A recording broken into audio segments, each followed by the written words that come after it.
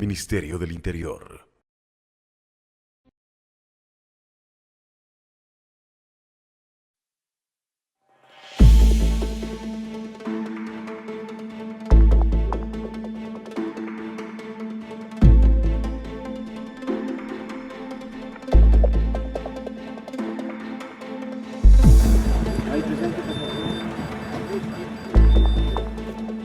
En este momento, una vez que hemos realizado las coordinaciones correspondientes, vamos a hacer la evacuación de 2 personas de aquí de la ciudad de Cuenca hacia Quito, las mismas que se encuentran con quemaduras.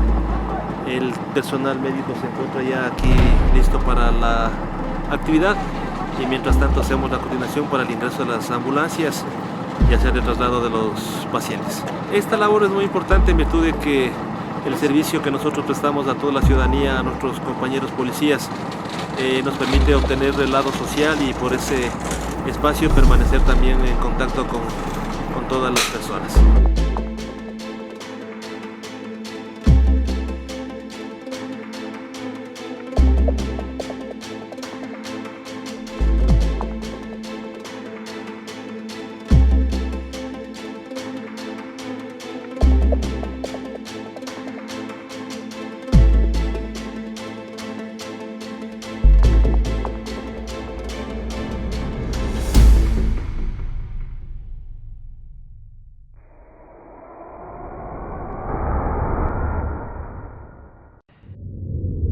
Ministerio del Interior.